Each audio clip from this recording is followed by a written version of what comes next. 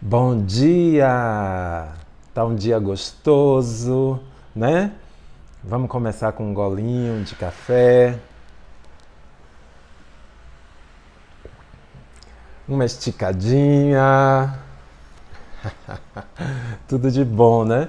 Eu já preparei café, já malhei um pouco. Tudo que habitualmente eu faço, tenho feito quando acordo, ouvi um mantrazinho, tenho um acordar ritualístico. Estou começando o dia exatamente após essas pequenas coisinhas da manhã que eu já tinha comentado com você, que é preparar café, ouvir mantra e tal. Mas a gente está aqui para falar, responder uma perguntinha. A gente está no Ask Jay no café, não é isso? É nosso encontro marcado. E eu tenho sempre a expectativa de resgatar alguma memória legal. E hoje eu trouxe algo, vou voltar de novo para a Europa. Eu sempre estou relembrando para vocês, porque eu não sei se vocês ouviram todos os vídeos, e em alguns vídeos eu conto umas historinhas sobre os tempos e lugares de viagem. E Europa eu costumava ir na década de 80 e 90 e fui uma vez também agora nos 2000 em Portugal. Fui duas vezes. Então essa história vai aparecer em algum momento. Mas hoje eu vou levar vocês comigo a uma memória em London. Então assim, a perguntinha básica de hoje, que eu quero que seja bem legal, bem essa memória traga para a gente algo leve, divertido, conta as suas aventuras na efervescente Londres dos anos 80, inícios do 90. Então o ano também eu não vou marcar exato, mas eu acho que foi 91, tá certo? Final de 80 e 91, onde Londres era assim a efervescência, né? Um momento de grande efervescência cultural. Sempre foi, porque Londres é uma cidade milenar.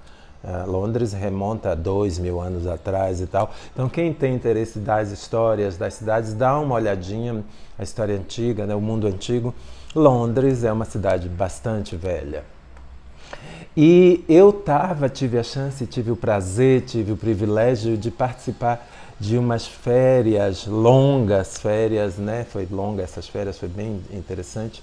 Eu tive um tempo bom de férias lá, num período que as coisas estavam acontecendo. Londres é uma cidade vanguarda, né, em todos os sentidos. E eu não vou entrar muito nesses detalhes, vou contar especificamente algumas passagens que eram muito boas, da minha passagem por lá foram muito boas. Eu tive o privilégio de, nessa ida para Londres, ficar na casa de amigo que já tinha amigos lá hospedados. Então eu tenho amigos em comum que nessa ida para Londres a gente combinou de se encontrar na casa desse amigo que um deles estava hospedado. E tudo isso, como eu já contei para você, quando você vai para uma cidade onde existe alguém, e principalmente que fala o teu idioma, que desconstrói a barreira do idioma, por mais que você compreenda um outro idioma ou entenda ou fale o básico, cada um dentro de sua se comunique, quando você encontra a sua língua na caminhada por aí, é um aconchego bem interessante essa questão da língua.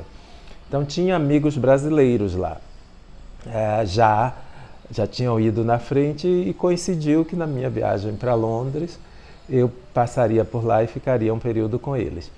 Isso foi saborosíssimo, porque eram pessoas muito, muito especiais. O interessante dessa vivência em Londres, além, obviamente, de vivenciar aqueles festivais todos que rolavam, e nesse período era um período de muita coisa acontecendo na cidade. Eu tive a oportunidade de participar de festivais, é claro, as visitas a museus e tal. Vez por outra ia na Oxford Street, que é uma das ruas comerciais mais famosas do mundo, talvez a mais famosa, onde fica Harrods.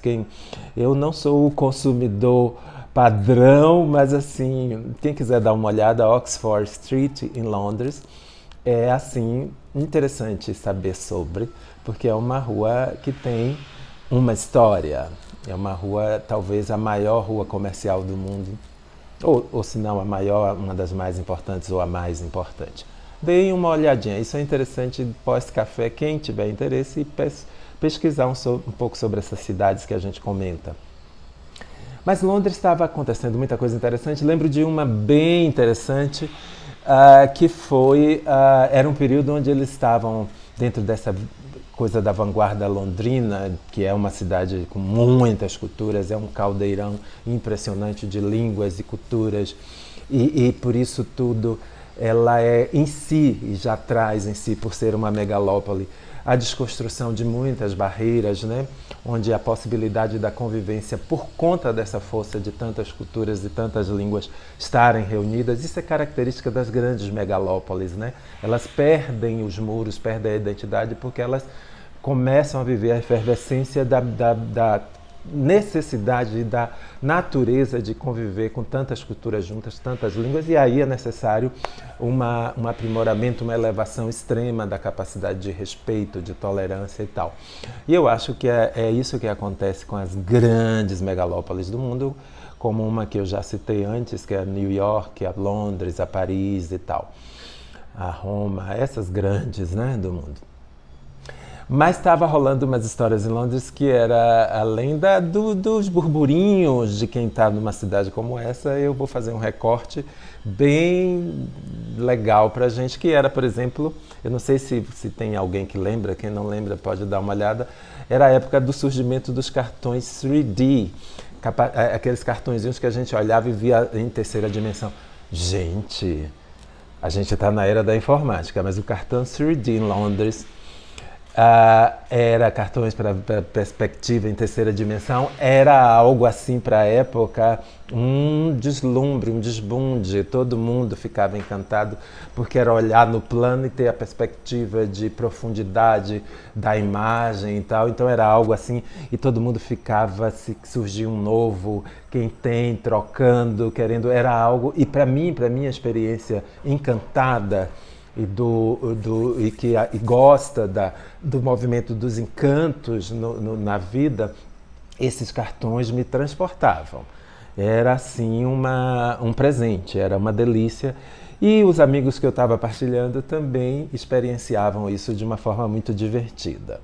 Claro, muitas festas, fui em muitos lugares. Eu estava numa área, coincidentemente, esse amigo morava no talvez o maior bairro negro urbano do mundo, que é Brixton, onde você tem as comunidades ali do Caribe, das Áfricas todas, essas Áfricas que se movimentam pelo mundo e nesse movimento elas se encontram em alguns lugares do mundo e se reúnem, por exemplo, Brixton em Londres. E era muito interessante porque era Londres, os pubs, que são os bares, os cafés, eles têm um horário para fechar, né? Assim, uma regra da cidade. Eu nem me atualizei para ver se isso continua igualzinho, mas eu acho que talvez sim. Londres ainda continua, tem um horário de fechamento dos pubs. Mas em Brixton, todo mundo descobria alguém que passava um pouquinho do horário e todo mundo ficava, ai meu Deus, 11 horas, não dá, não tem... mas tem tal lugar que passa um pouquinho desse tempo, vamos lá, a gente fica um pouquinho mais, se a gente estivesse na vibe da diversão e tal. Tinha sempre um lugar que dava, em Londres, a gente acaba descobrindo que alguém passa uns minutos do tempo previsto. Teve aventuras incríveis no cruzamento das culturas. Às vezes a gente tem conflitos também, e os conflitos eles mobilizam aprendizados e soluções o tempo inteiro. Então isso é um dos grandes gols de estar em cidades onde a produção humana em todos os sentidos é gigantesca e as relações e emoções também se imbricam, se chocam e se transformam o tempo inteiro. Então a gente teve, em cidades como essa, você tem sempre muitas vivências se sobrepondo e construindo essa grande riqueza que é a passagem vida. Tá, a casa desse amigo, eu assim acho que eu vou citar o nome dele porque é alguém que nesse café merece que eu registre, porque além de ser de uma generosidade, é um baiano de Salvador, Cícero, e Cícero de uma receptividade, né? Um gentleman.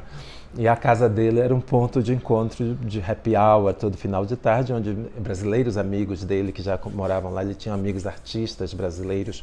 Tem eu acho que essa revista ainda existe, Leros, que um menino escrevia, um dos amigos escrevia para a comunidade de brasileiros. E alguém, se quiser dar uma olhada na internet, procura Leros, uma revista de Londres para brasileiros, que é de um jornalista brasileiro e que era amigo do Cícero e era um frequentador da casa dele. Ele era amigo de pintores, ele tinha uma relação muito ampla com as diversidades das manifestações da vida através dessas pessoas que habitualmente iam para a casa dele no final do dia. Então tinha sempre esse encontro diário na casa de Cícero, que era muito rico. As pessoas traziam as vivências de um dia em Londres, de cada uma delas, e quando aquilo aparecia na casa do Cícero, na troca de afetos, das histórias do dia, o dia ampliava, né? Então ficava mágico, ficava tudo muito bonito. Num desses encontros na casa do Cícero, eu conheço uma pessoa que, naquela época, às vezes eu pensava, de repente morar fora é o bárbaro, sempre tenho esse sempre tive, mas acabava não se materializando. De vários momentos de minhas viagens, essas coisas apareciam. E nessa viagem apareceu uma pessoa que a gente teve uma fé e tal, uns namoricos e tal, sexo e rock and roll, tudo muito bonitinho, tudo muito agradável, sabe? Assim, quando a gente está bem, está feliz, encontra pessoas do bem, pessoas que se identificam, essas coisas fluem de uma forma muito natural. E aí rolou uns interesses comuns e tal, e essa pessoa falava, inclusive, um pouco de português, tinha uma amiga inglesa que morava no Rio, e tinha vários interesses de ambas as partes envolvidos, e a gente manteve o namoro e tal, e quando eu retorno para o Brasil, depois de um período, mantemos os contatos e tal, a gente já tinha pré-combinado um casamento que se realizaria no Brasil, e os dois tinham interesse de ter dupla nacionalidade, era tudo muito, uma mistura de juventude, de desejos, de festa, era tudo muito divertido, e essa pessoa me proporcionou também esses momentos dessa forma. Só que o mais interessante além de toda a experiência rica de conhecer Londres num período muito efervescente, onde, por exemplo, tinha visitas quase que pelo menos uma vez por semana, ir na Piccadilly Circus, ver aqueles anúncios gigantescos, que tudo para mim era muito novo, muito divertido, e que depois lá na frente, quando eu volto agora nos anos 2000, no século XXI, visitando New York, esses neons ficaram mais lugar comum. Mas na minha estadia lá no século XX em Londres, a Piccadilly Circus era algo, como eu tenho o lado fantasia que eu já contei para vocês, me capturava, me levava e a gente virava uma coisa só. Havia uma identidade da Londres, da arte a Londres, das novidades, das descobertas, das propostas novas para o mundo. Tem uma coisa, acho que Londres sempre está sementeando algo que se espalha pelo mundo. Enfim, casamento, namoro acontece, afinidades, tal, volto para o Brasil, eu morava em Salvador, e combinamos de nos encontrar e fazer tudo, inclusive inicialmente em Salvador, e ver como é que rolava e daí para frente, se precisasse repetir o casamento na Inglaterra, faria e tal. Tudo muito certinho, bonitinho. A pessoa vem para o Brasil, passa no Rio para visitar essa amiga que morava em Santa Teresa. Tem uma inglesa que mora em Santa Teresa, que vive lá e tal. Pessoa muito especial também. E pós visita essa amiga, ela vem para Salvador me encontrar. Gente, assim, porque a coisa do destino ou não, as estradas que a gente segue ou não, porque elas estão aí, são muitas, e o tempo inteiro a gente vai estar em uma delas. Nessa trilha, nessa volta para o Brasil e nessa chegada da pessoa que a gente casaria, as coisas não andam muito como a gente planejou. Porque quando ela chega em Salvador, ela iria ficar hospedada comigo e tal, no primeiro dia, e olha que eu não estava, né, nem menopausa, nem nada, e ela também não. Mas são coisas das emoções humanas e o espetáculo, vida, ele às vezes tem, a gente enquanto atrizes e atores da representação vida, nem sempre a autonomia da gente como atores e atrizes, ela é absoluta, ou nunca foi, nem é em nenhum momento. E como eu acredito que a gente tem a direção de algo e de uma força o tempo inteiro, em todas as nossas manifestações, eu já aceito e já tenho isso comigo o tempo inteiro caminhando junto. Então, quando não é como eu imagino, como eu quero, é claro que como ser humano aprendiz, na cena divertida do viver, às vezes dói, incomoda, fica engraçado, fica triste, fica difícil de entender, mas depois, no frigir dos ovos, a gente se percebe em movimento e se transformando porque é a natureza humana. Então, assim, nada está estanque.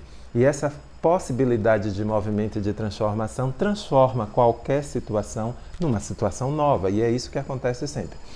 Tá, quando ela chega na minha casa em Salvador, ela estava extremamente mal-humorada, mas bote uma dose que eu nunca tinha visto nada parecido. Por quê? Porque quando ela passou na casa dessa amiga no Rio, por alguma razão, Santa Teresa tinha a casa da amiga estava com problema de muriçocas.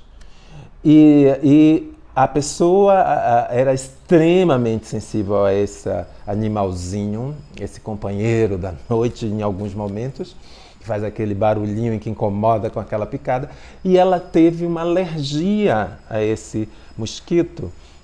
Quando ela chega em Salvador, ela além de estar irritadíssima, ela estava com algumas machucados na pele mesmo, porque ela coçou nos locais das picadas. E essa dor da pele, essa coisa, se passou também para o humor dela, para as emoções dela, e ela ficava extremamente agressiva na forma de falar. E eu, de alguma forma, também já envolvido com outras demandas do menino, que era muito dinâmico nos desejos, no movimento do querer e do não querer, do estar e do não estar, era tudo muito móvel. Eu reagi também de uma forma um pouco mal-humorada, sem muita tolerância com o mau humor, como tal. Resumo, a gente já estava inclusive com o cartório marcado, era tudo muito assim. Eu não estaria provavelmente contando essa história, se estivesse, estaria em outro canto contando de outra forma. Mas era assim, essa discussão, uma dessas pequenas discussões que tinha uma série de coisas implícitas e que eu e a pessoa nem notávamos, tanto é que o rumo foi outro. A gente desistiu do casamento na véspera do casamento. E aí eu lembro, aí procede tudo aquilo que tem quando você desfaz algo que está programado e tal e tal. Mas, e aí mudamos separamos de apartamento e depois de uma semana voltamos a nos comunicar e depois a vida vai. E essa é uma das vivências que eu tive e que sei que desejo que a pessoa esteja bem, mas a gente perdeu um pouco o contato depois dessa experiência extremamente móvel e divertida. Gostaram dessa historinha de hoje? Então, a minha passagem por Londres, que eu agradeço profundamente que tenha sido num momento tão rico de informações. E eu passei num período que estava acontecendo muita coisa na cidade. E eu ia, né? Tá rolando o festival disso e daquilo no parque, tá rolando... e era muita coisa aberta em praças que eles fazem muito. E como é uma cidade muito grande, aparentemente cada bairro tem seu final de semana, as coisas funcionam. E claro, eu fui também na famosa Porto Belo Road. Inclusive, essa pessoa morava na vizinhança dessa rua e a gente acabava indo numa feira que rolava lá também, das muitas de Londres. Ok? Então, esse é o nosso café. A gente vai estar sempre resgatando. Como tem muitas viagens, vocês vão ter um bom tempo aí de histórias das viagens de Jay. Ok? Dá mais uma espreguiçadinha. E seguir, né? Que atrás vem gente. Ah, tá. Eu quero também resgatar hoje amigos. No último café, eu acho que eu nem comentei de nenhum amigo. Lembrava, mas não comentei. Hoje, estou lembrando do Vitor César, um grande amigo, a esposa dele, a Ana Lívia, que são pessoas que eu gosto de estar em cafés. Lembrei também do meu irmão Theo e de Mona Lisa, da mulher dele, que há alguns momentos a gente partilhou vivências muito boas juntos e quero muitas outras.